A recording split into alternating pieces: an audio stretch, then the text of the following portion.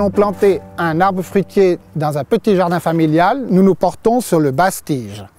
Pour planter un arbre fruitier, que nous faut-il? Bien sûr, une pelle. Ensuite, pour le maintien de l'arbre, il nous faut bien sûr un tuteur qui correspond à la hauteur de la tige et une masse. Et pour attacher du coco, fibre naturelle. Voilà, maintenant au travail.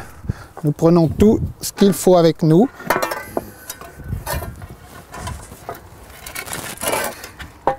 Ne pas oublier l'arbre et hop, on y va. Le choix est fait sur l'emplacement du terrain.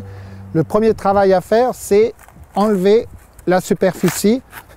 Alors on mettra la motte de côté. Ensuite, nous mettons la bonne terre de côté. Ne jamais mélanger la terre de profondeur avec la terre de la première couche. C'est cette terre-là qui nous servira pour mettre directement autour des racines des radicelles. Notre trou, bien sûr, est d'avoir une certaine grandeur, donc on estime à peu près qu'il doit dépasser de 20 cm, donc là à peu près 20, 60 à 80 cm de large. La profondeur du trou est en fonction, bien sûr, de l'enracinement de votre arbre. Là, vous voyez que là, les racines sont assez plates, donc on n'aura pas besoin de faire un trou trop profond.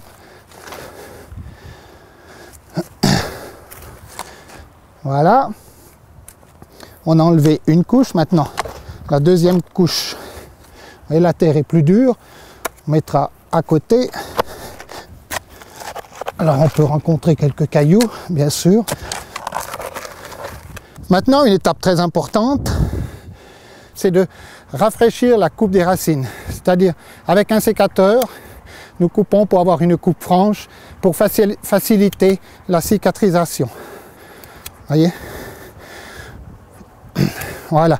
Les radicelles, on les laisse telles qu'elles sont. Ensuite, on pourra poser l'arbre sans problème au fond et l'enracinement se fera. Maintenant, nous allons mettre en place le tuteur. Voilà, l'emplacement du tuteur par rapport à l'arbre. Chez nous, vu qu'on est assez haut en altitude, 700 mètres, on se base sur l'ensoleillement. Il faut que l'hiver, le tuteur fasse de l'ombre au tronc de l'arbre pour empêcher le gel et dégel. Alors pour cela, nous allons mettre le tuteur, vous voyez, comme ceci. Alors maintenant, on va essayer d'enfoncer le tuteur. Je pense que ça devrait aller. Voilà, il est quand même important de régler la hauteur du tuteur d'après la couronne de l'arbre. C'est-à-dire, il ne faut absolument pas que notre tuteur rentre dans la couronne. Voilà, autre chose, notre arbre ne doit pas être planté trop profond. Pour cela, il faut repérer le point de greffe qui se situe toujours entre 15 et 20 cm au-dessus des racines. Ce point de greffe doit rester au moins 15 cm à l'extérieur. Alors là, on voit qu'on est légèrement trop bas avec la terre. Alors on va pouvoir remettre encore de la terre meuble. Ce que l'on peut faire, c'est mettre notre gazon au fond. Après, on remet une couche de bonne terre par-dessus. Voilà, on représente notre arbre.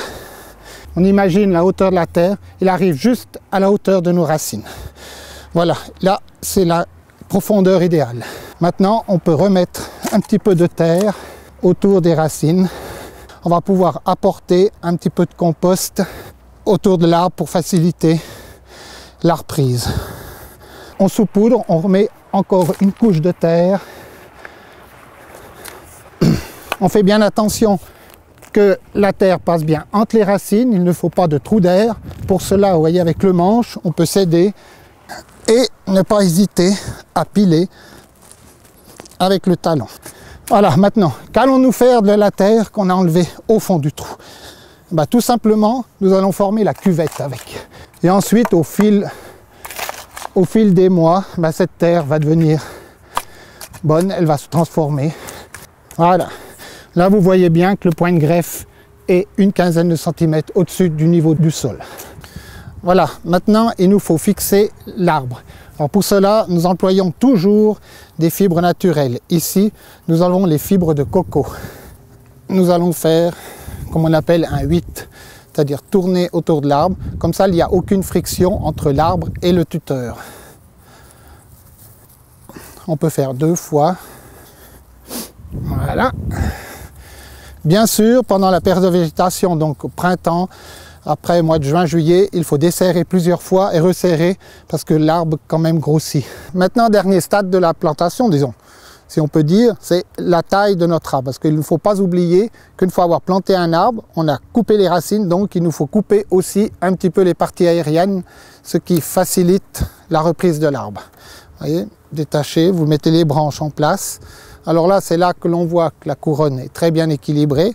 Maintenant, pour la taille de l'arbre, vous prenez toujours l'axe principal. Là, vous voyez qu'on est en conflit avec 2 branches. Il nous faut en supprimer une. Alors, notre axe principal étant celui-ci, nous supprimons celle-ci que nous appelons une concurrente.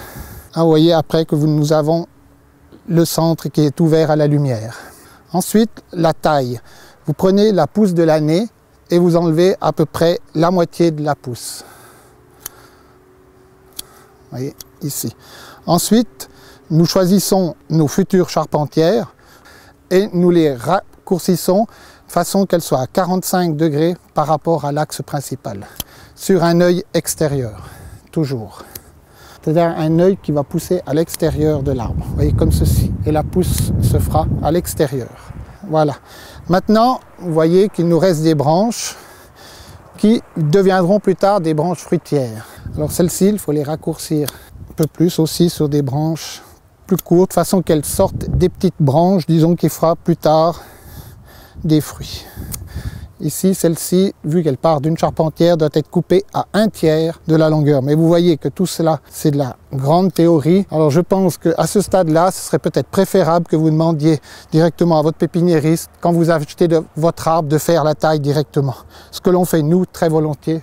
Voilà, pour couronner le tout, juste quand même un arrosage abondant, 20 à 30 litres d'eau, pour tasser la terre, pour que les racines soient bien collées à la terre, la bonne terre végétale.